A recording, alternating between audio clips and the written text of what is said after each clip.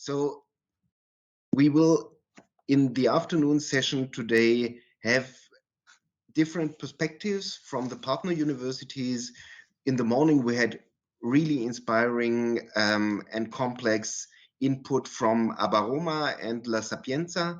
Now we will start with a colleague from Dresden.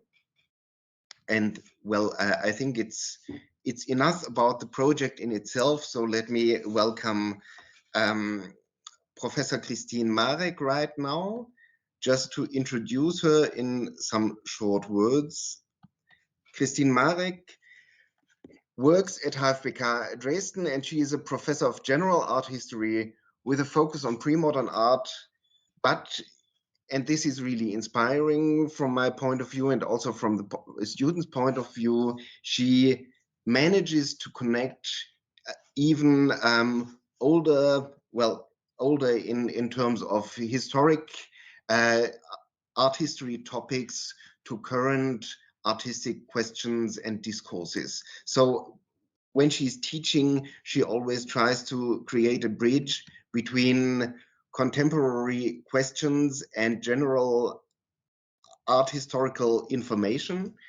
And she's particularly interested in the reflection and discursivity of art, of course, of thanatologies of images, political theory, and image politics. So she really opens up the topic to what students are absolutely interested in at the moment.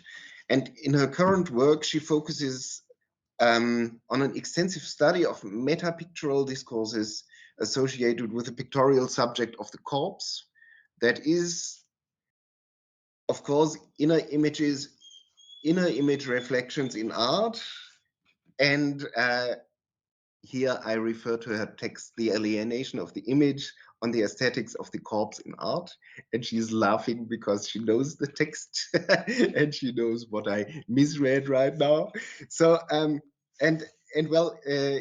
this year, her book, Touch the Tactile in Art and Theory, will be published, which is edited together with Caroline Meister. So thank you, Kristin Marek, to be willing to join us today with a lecture, and the floor is yours. Thank you very much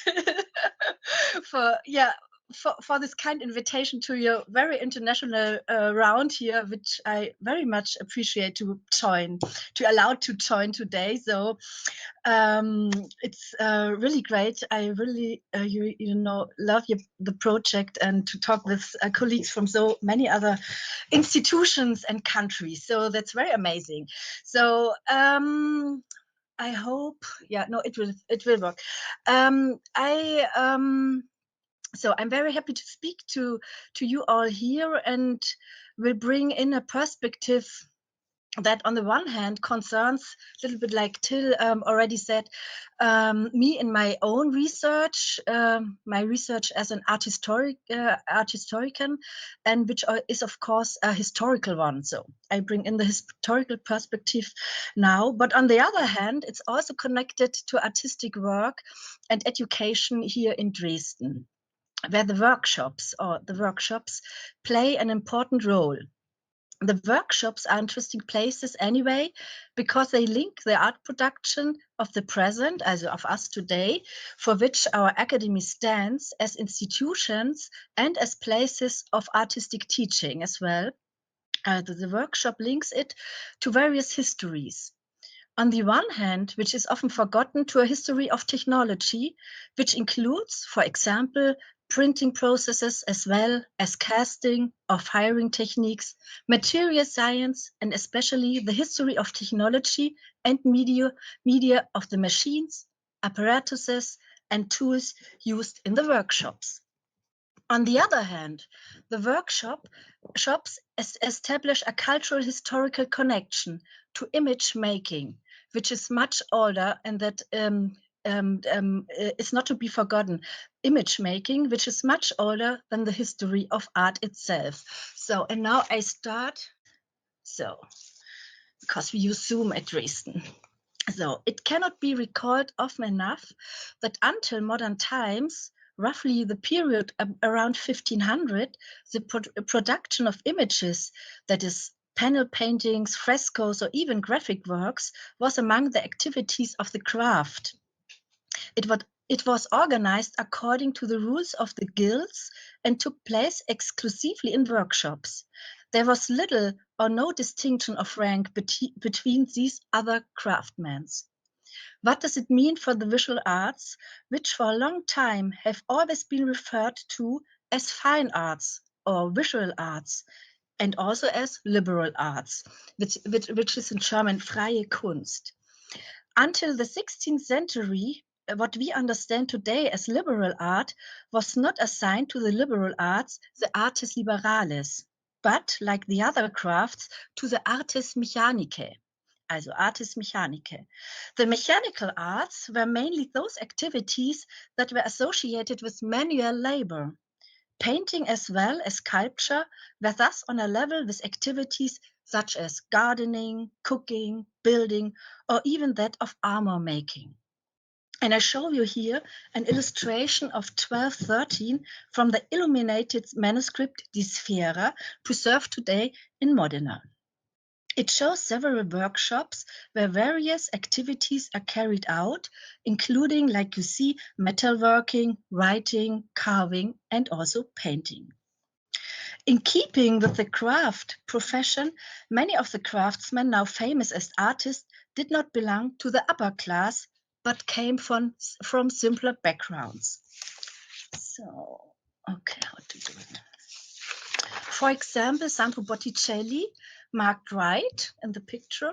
His father was a tanner. Botticelli not only immortalizes himself here around 1470 in the scene of the Adoration of the Magi, but is already looking out of the pictures quite confidentially. Even Albrecht Dürer, who here staged himself in the sovereign pose of the divine artist a little later in 1500, came from a workshop of a goldsmith, the profession of his father. It's therefore not surprising that Cennino Cennini, author of the famous treatise Libro dell'Arte, written around 1400, describes in it, above all, the techniques and procedures of picture making. How do you properly prime picture panels? Which material is the best? The workshop, as the actual place of image making, was thus inscribed in art before even existed institutionally. This connection has not been lost to the emancipation of art, since Alberti elevated it to the status of science. In Della Pittura, written around 1435, he elevates painting of all things to the status of a science, which should therefore be counted among the artes liberales. The scheme you see here of Herard von Landsberg, a nun, created around 1200 in Alsace, shows the canon of the 7 liberal arts, the actual artes liberales, valid until then. It existed since antiquity and also influenced the Christian Middle Ages. The liberal arts were, as you see, grammar, rhetoric, and dialectic. They were supplemented by arithmetic, geometry, music, and astronomy. So, writing, speaking, counting, calculating. 3 linguistic arts and 4 arts based on numbers. As abstracted mental work, detached from manual labor, from working with hands, these activities were reserved for the privileged classes. The liberal arts, as strictly distinguished from the mechanical arts, the work done by hand, that means the crafts practiced in the workshops. This division reflects a social distinction between people who think with their heads and those who do manual work or have to do it because they can't think so well. It has persisted to this day and had a long tradition back then. Those who get their hands dirty at work were considered members of the lower classes, even in ancient Greece. So when we use the term liberal art today, it always resonates with this historical horizon. Art, image making, only became liberal art, became a science by emphasizing the thinking process and making us forget the work of the hands. To become liberal art, to be a scientist artist, it was necessary to leave the workshop for the studio and forget the work of our hands. So,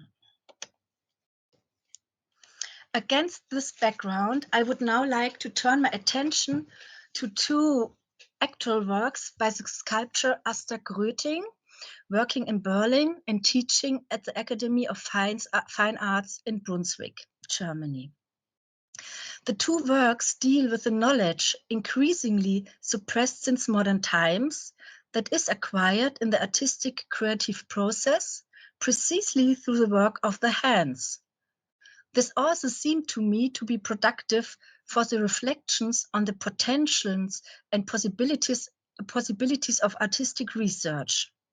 For the term research has an extremely broad horizon of meaning.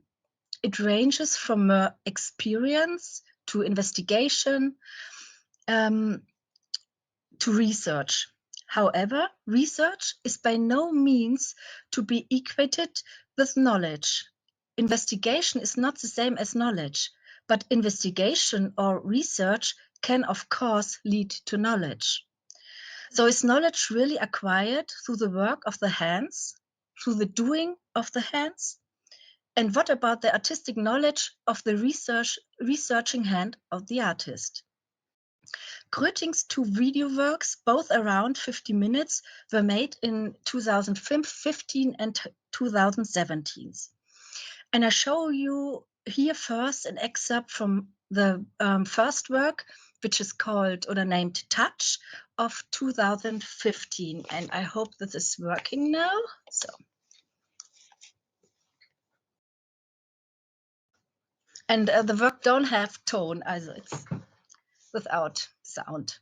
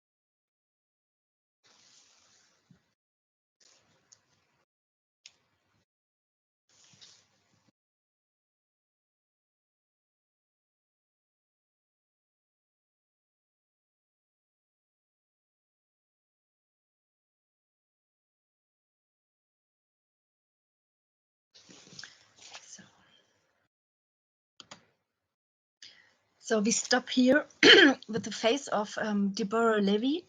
You may know her as a writer, which is in German very known.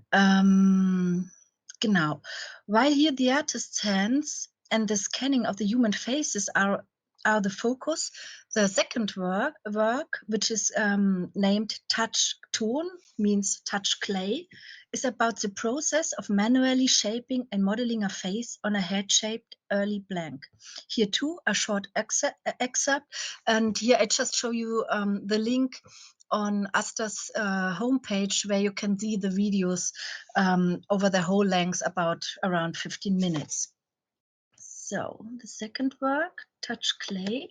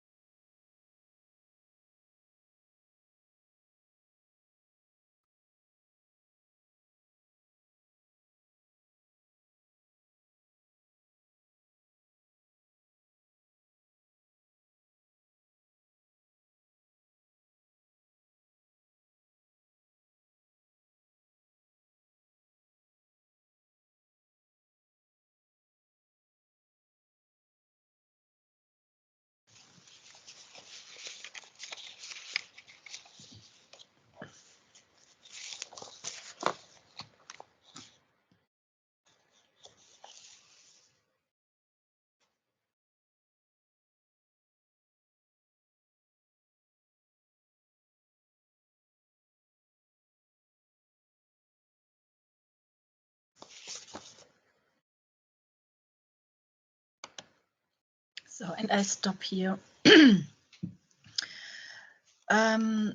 Both works, and you also see here the link where you can find the video at the homepage of Asta Kröting, if you're interested to see it in the whole length. Both works are connected by showing different activities and functions of the hand. The hand as an organ of perception, and on the other side, the hand as a tool. This also includes different forms of human touch, such as groping, feeling, and sensing, or pressing, shaping, and modeling. And both works are structured by the same pictorial organization. Let's see, okay, wait. By the same pictorial organization, arrangement, and axis of vision. One looks over the shoulder of the black-clad artist from behind and follows the works of the hands which emerge brightly from the dark background of the picture. As lifeless as the clay to be worked on is in touch clay, as motionless are the 14 people in touch. They endure the artist's actions motionless, no shaking of the head, no turning away, neither a twitch, no hardly a blinking eye. You see sometimes a blinking eye. And the artist herself hardly moves her head and body in either work. Her body is also motionless and rigidly directed at the objects. This immobility, indeed almost rigidity, of all the heads in the picture allows the movements of the artist's hands to stand out all the more, and at the same time to focus attention on the activity of the hands. They carefully scan one face after another, gently yet firmly stroking cheekbones, nasal bones, or foreheads. The fingertips trace the contours of the skeleton as if the hands were absorbing this actual structure. This becomes all the more evident as the process of sensing is repeated person by person in touch. So you see over 15 minutes, one person after the other touched by Asta Gröting. In touch, which treats the faces with a similar producer over and over again. Carefully, the hands are placed on the respective face, and then, like a scanner, they are used to carefully and precisely scan the respective morphology to sense the contours and to carefully perceive the structure, statics, and shaping of the skin of the face. The sense of sight is here degraded to second-order perception. It supports the orientation of the work in hands without itself being the addressee of what is perceived. But the task of the hands is precisely not to guide a sculptor's tool, such, for example, as a hammer, axe, or chisel. The hands themselves are the tools which the work is done, and the eyes support the activity. In this way, Gröting turns around a discourse of perception that has determined the artistic creative process since the Renaissance. Alberti's famous emblem of an eye exemplifies this. It has wings, but also fine tentacles for feeling haptic stimuli. You see the tentacles under the eye. Also the wings are on the eye and the small tentacles are under the eye, going back away from it. This eye senses and looks at the same time. The topos of groping eye, the eye as an omnipotent organ of perception, is already known from antiquity and has determined aesthetic discourse since the early modern period. It therefore stands for the aesthetics of an epoch that ascribes to the sense of the sight the outstanding role for the production and reception of art. Gröting contrasts the sense of sight as a central medium of artistic creation with the role of the touch in the production of art. As emblematic as Alberti's eye, Gröting's hands are at the center of the work. They are staged as primary organs of perception to which the sense of the sight is merely subordinate. It is no coincidence that the artist's face and that thus her eyes remain invisible and her body in darkness, while the movements of the hands, which emerge brightly from the dark background of the picture, can be traced precisely. The artist's back in the picture doubles the position of the viewer in front of the picture, in front of the videos, and shifts seeing to the outside of the pictorial space. This is more than a mere displacement of the sense of sight or the reversal of traditional economies of the senses in the artistic creative process. In the interplay of the two video works, the hands are shown in two fundamental medial functions: as a storage media on the one hand and a transmission media on the other, which absorb information on the one hand and release it again in the other.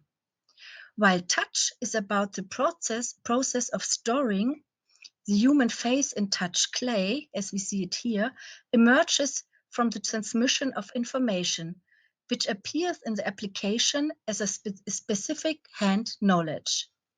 No sketch or draft is needed to process the clay.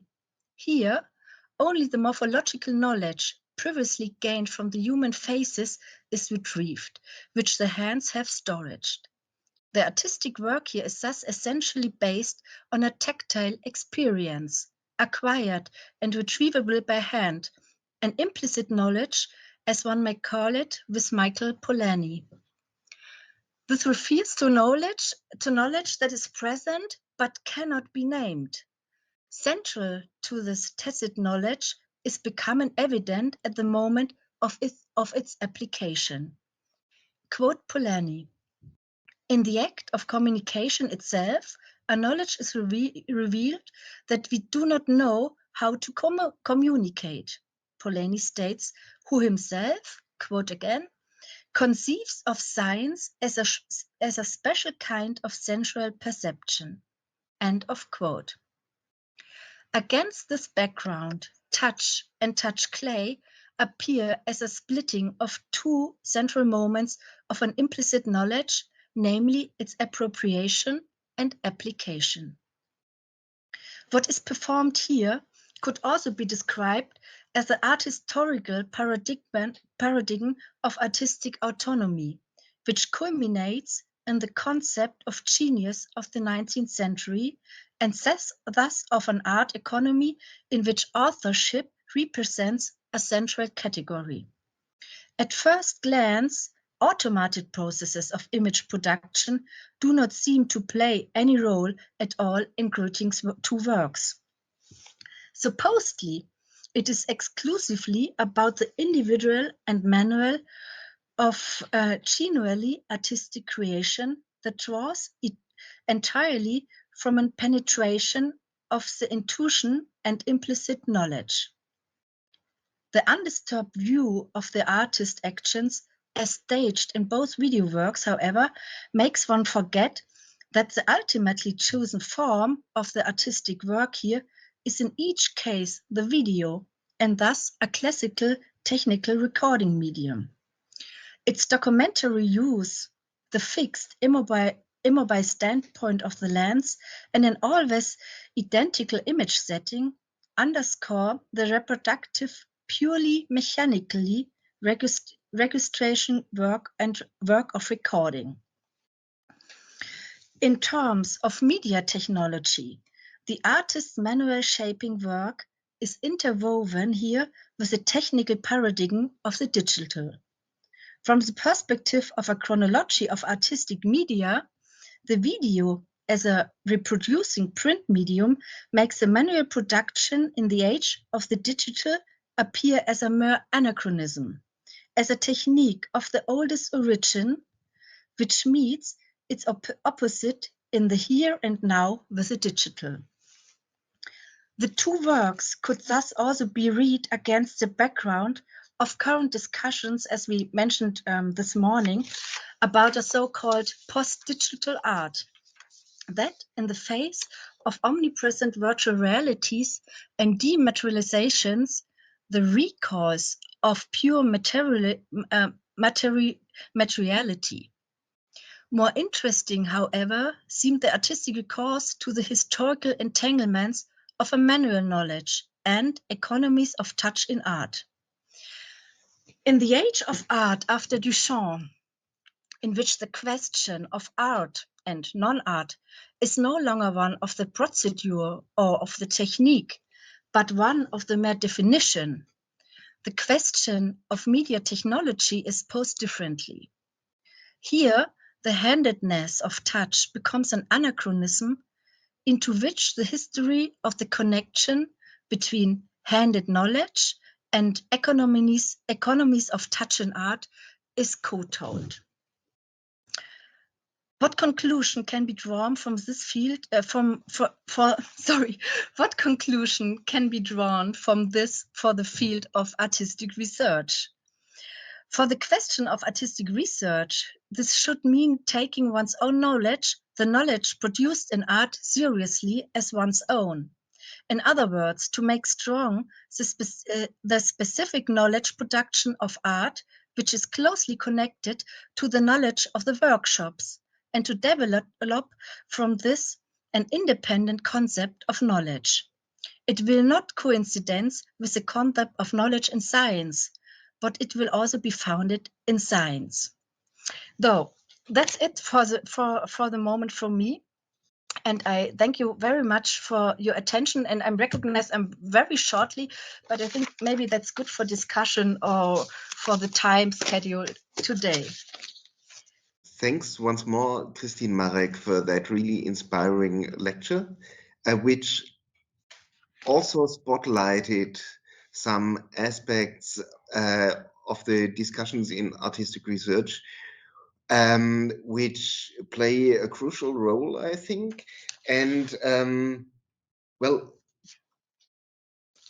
as a first point, of course, I'm really happy to see how you connected the specific Dresden tradition of craftsmanship in artistic production, which of course is not specific only for Dresden, but it's a sort of self-esteem of the academy that really strongly focuses on making, on hands-on practice, and sometimes is a little bit well, not really afraid, but a little bit shy of interweaving these artistic procedures with a larger concept of contexts and conceptual backgrounds. So this is really a bridge from more text-based aspects of artistic research to what we do in Dresden. Therefore, I'm really thankful. One aspect I would like to highlight is also that what you showed us with Asta Gröting's videos is also a very important aspect of process, of material, which might lead to a result, but the process itself is the research process and the research work in some ways. So we also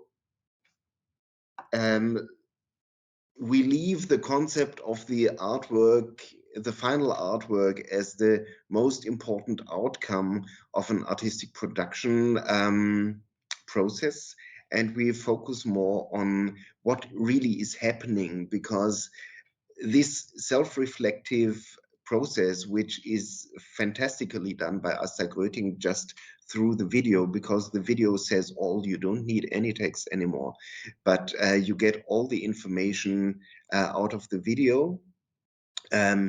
This process is really crucial today for a concept of artistic research in terms of a process of gaining insight. I would mostly use the term of insight instead of knowledge, because knowledge, as you already said, is a very fixed term, and inside maybe is something less neutral, more personal, but something which you still can share. So yeah, well, this is more a comment than a question, but does anybody have a question? I try to see it from the names, but yeah, just I try to open the list of users, and maybe you can just raise your hand in case you want to ask something.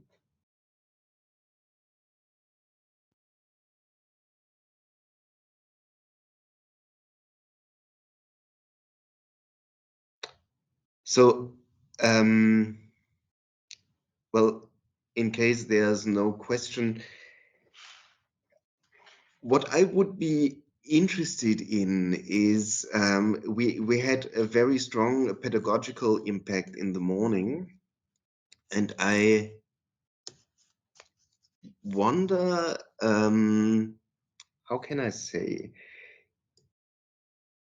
this idea of hands-on working and documenting the process.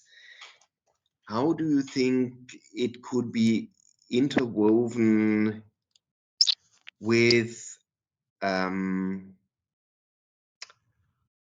one side, the traditional idea of individuality and uniqueness of artistic production, but on the other side, with an pedagogical impact from the side of theory? Well, maybe I'm a little bit imprecise in what I'm asking.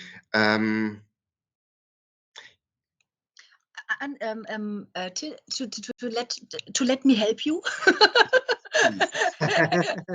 As asking a question. So I think what I was very much thinking about when writing this small or this text for the workshop is that I think could be very productive to think about the role of the workshop in the academies, because maybe the workshops are a little bit like the incorporation of the forgotten history of art in the institution who produces persons who we call artists. So that's very interesting, because as art has to forgot to coming up out of the workshop, like I showed you in history, to become science, to become that what we call liberal art today. Yes, art needs to forget that it has a very strong connection to craftsmanship, to working with hands, and not working, maybe like working with the head.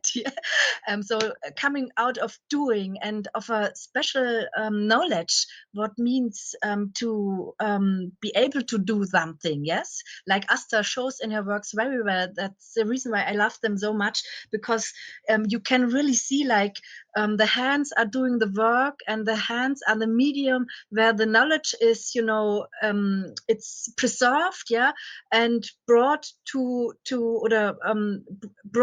another work piece. So that's interesting. The hands are the, like to say was heißt Ort, the place of knowledge. So the hands are the place of knowledge.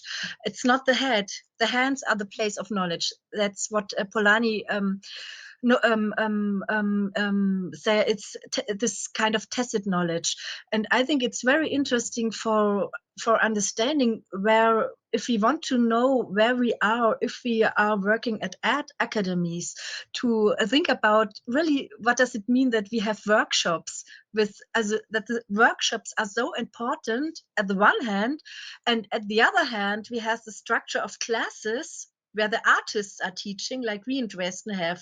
So we also have this dichotomy between workshop and classes, let's say between the atelier, yes, and the room of the craftsmen, but we have it all in one institution. So and to think about this, very strange and special construction, which has many really a lot to do with the notion of artistic research we are using today. And my special opinion is that art must be very much, was heißt selbstbewusst, self-confident, and say we don't need to be like a science. And if we want to have a degree like a science, a doctoral degree, we must have a strong notion of knowledge in art. And if we have that, we can say that we produce in making art a special kind of knowledge. So we don't need to have any texts.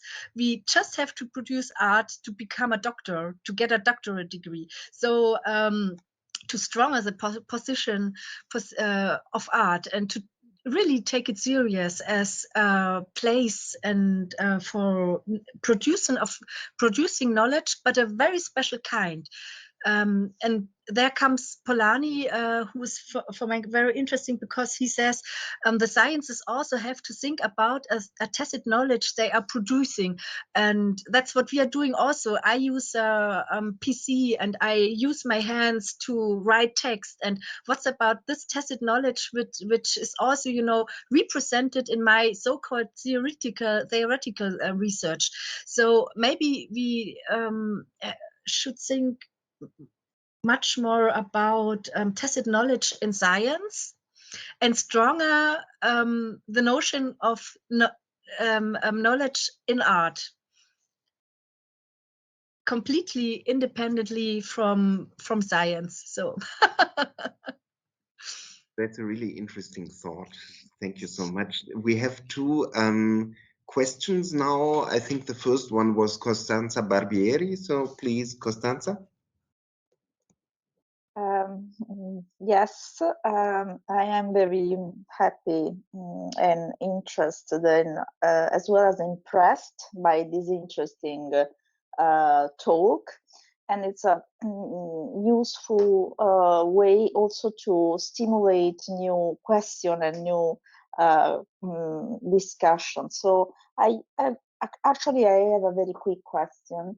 And I would like to know what Professor Marek thinks about it, about the project, the concept, the notion of project, which is, let's say, a moment of change, an important change in the history of visual arts in the 15th, 16th century, when the artists were able to fix their projects, something changes. And it was, I think, about Raphael or Leonardo, or our reference points in the 16th century. So I'd like to know her opinion on, and also to somehow enhance the discussion about the relationship between the knowledge in the hands, which is a concept I like very, very much. And it's a very interesting idea to work on, and the relation with the project of the artist. Thank you. Just one question to understand you right. What do you mean with the with project with the artist? I don't understand that really. As a project, the artwork itself, or just to understand you right?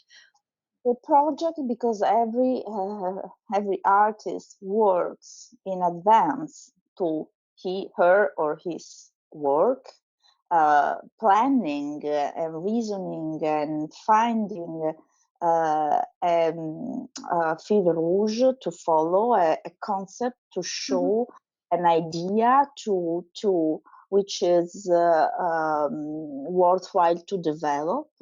And since you were speaking of a topic very, very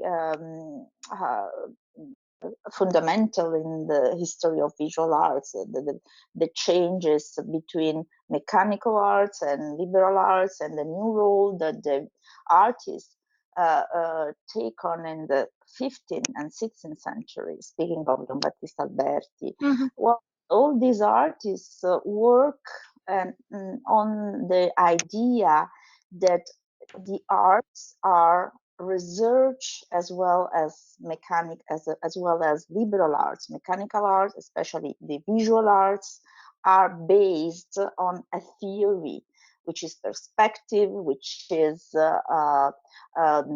imitation of classic, which is a lot of different concepts. So there was a project behind the novelties that Leonardo and Raphael and Michelangelo wrote about in the 16th century, but we can speak also, we can say the same thing for contemporary art. Warhol had his workshop working according to plans and projects. Was not working by himself.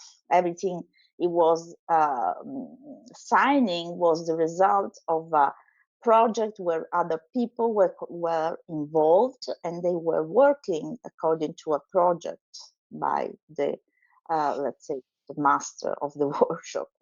And so I don't know if I was able to explain myself. Yes, thank you very much. No, it's very interesting, and I think maybe it's a distinction between idea e disegno, which is very important in Renaissance art, but I think maybe, I think it's very important to make a difference between the history of art, let's say the history it's written about art, so that's like what art historians have done for a long time, and it's like rewriting history all the time, and every time you rewrite history means that you construct a new kind of history. And the other thing is what really happens in the workshops of the artists, and maybe we have a completely different history if we much more look at the at the workshop of the artist or at the studio of the artist, let's say, to write a history out of the studio of the artist, could be that we have then a very different kind of art history, instead of the history we have today, which is very much led by reading Alberti, reading all the big early art historians today and believe in them. So I think there's a difference between the practice of artists and the history of art, which is written already, and the sources the history of art uses. So maybe that's an interesting project, because we can say, let's write history again. That's maybe so that's the reason why we are here, why we do our profession.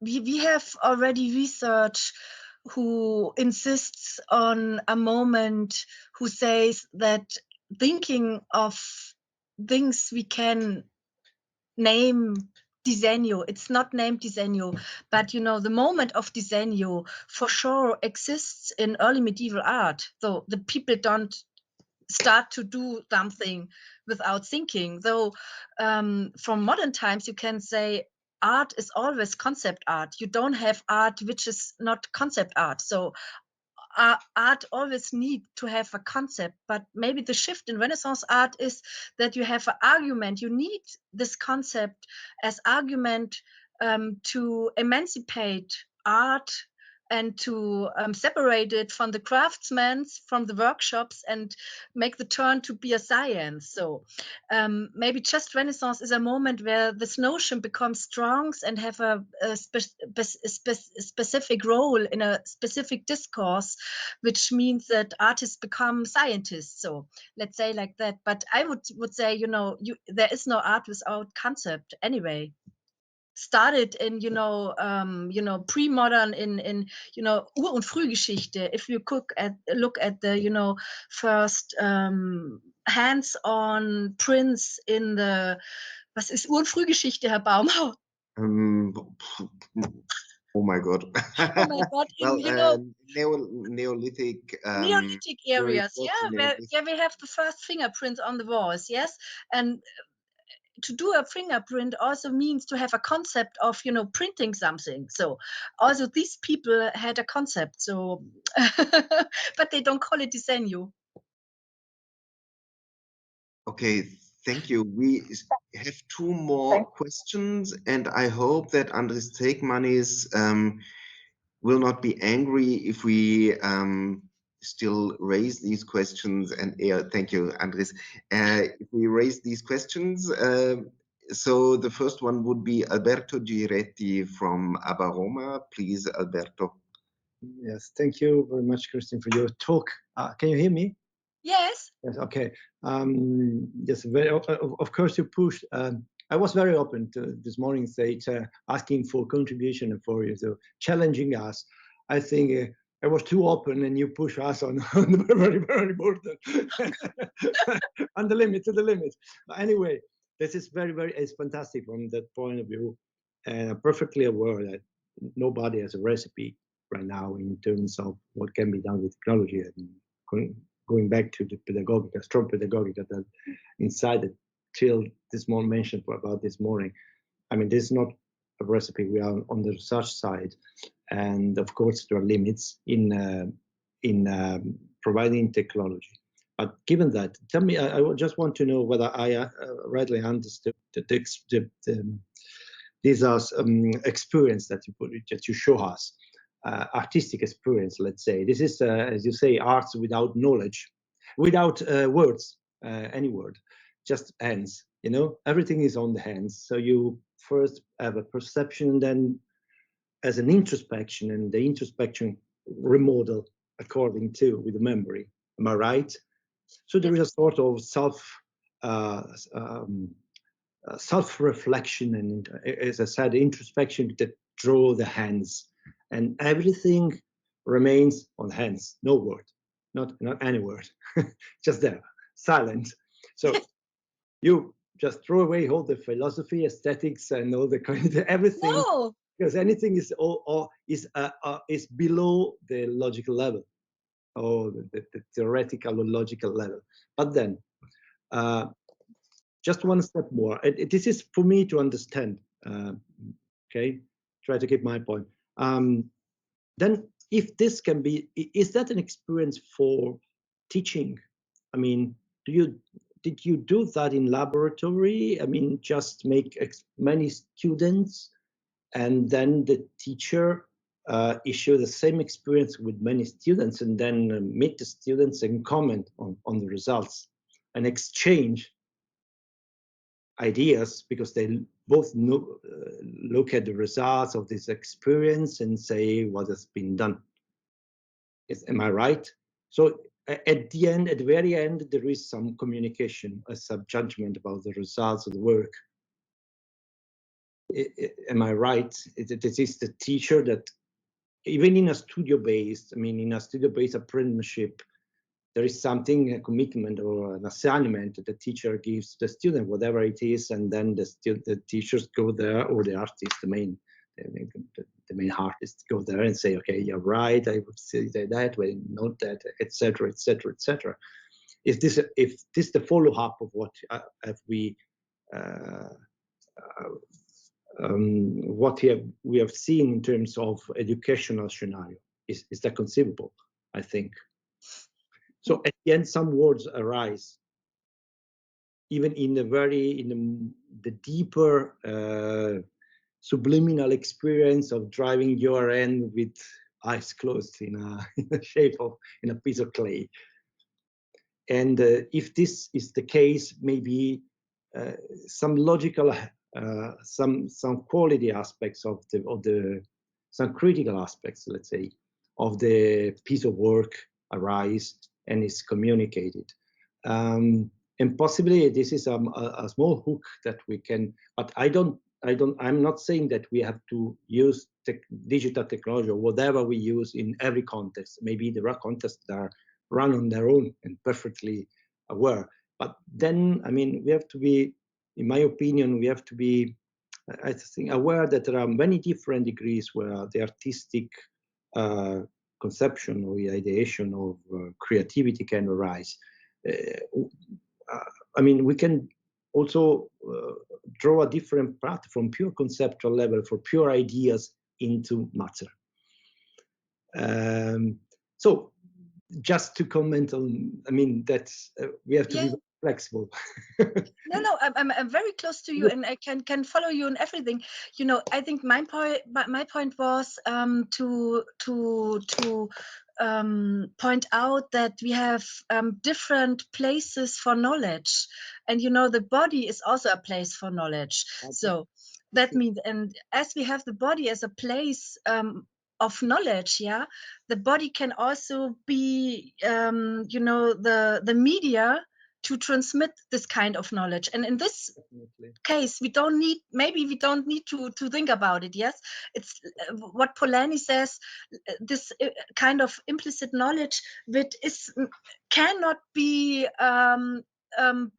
spoken, it cannot be said, where we don't have any text about it, but we need to have this knowledge to find on our computer the right place to print. Yes, so do things like that. So, and I think don't think that we have either the one kind of knowledge or the other, but I think it's important to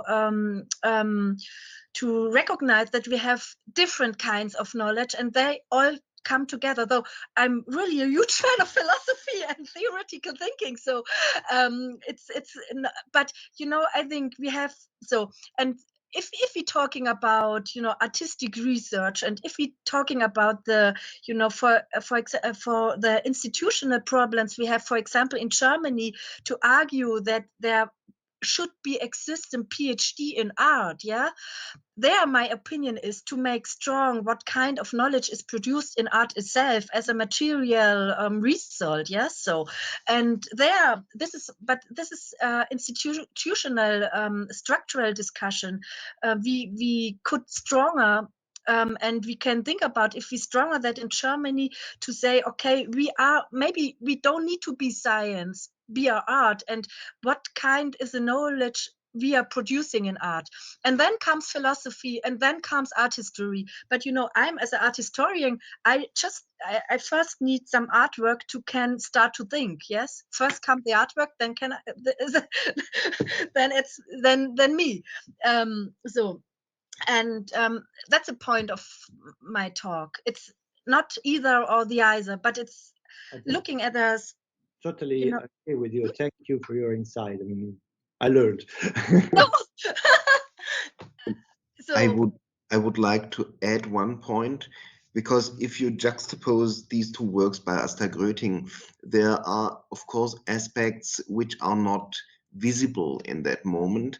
And one is, for example, which is highly relevant for the term of tacit knowledge, the training. So the experience that the creative person already got during, I don't know, maybe even decades before, which allows them to do what they do. So if you see Asta Gröting touch faces and after that creating a sculpture, then it's really a shortcut, because it might be understood as if the gesture of touching 15 people allows you to create a ceramic sculpture after that, which of course leaves out the fact that she's obviously a trained sculptor as well, so that there's a big heap of, in fact, knowledge by experience, but also, of course, by discourses, by reading, by collecting information,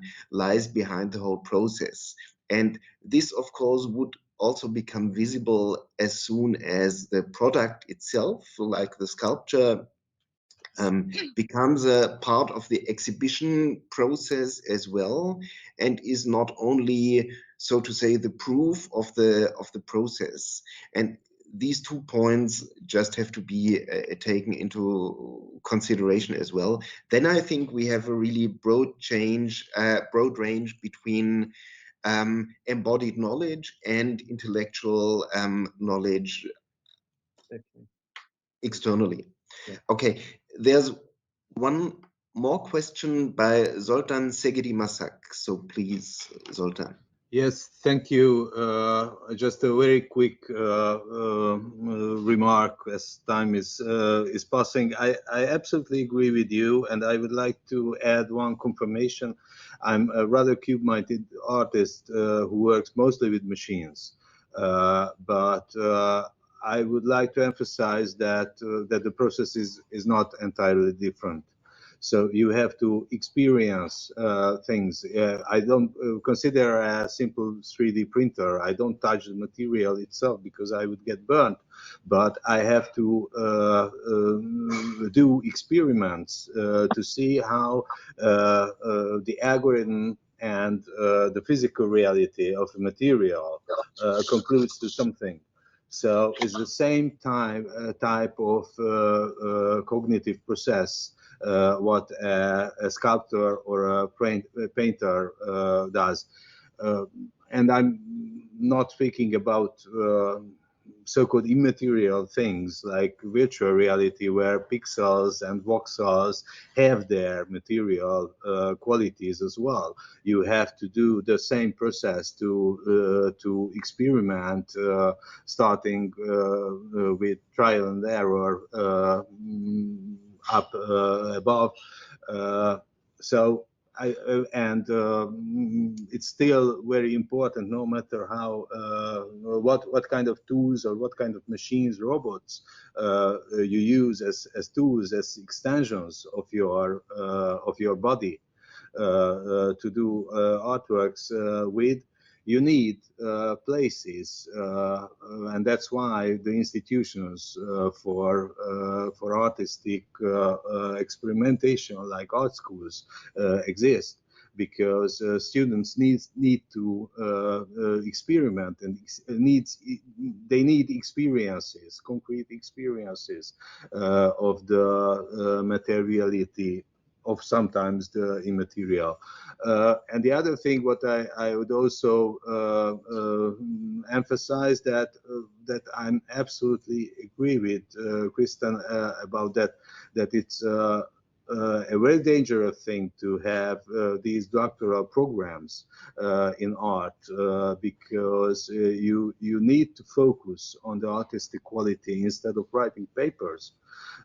We still have this scientific-like framework for doing what we do, but we might find ways. I will show you in my presentation some positive examples, I hope so. So sorry for being long, and thank you very much for the presentation. I enjoyed it very much. Thank you. So thanks a lot once more, Kristin Marek, and thanks a lot for the discussion.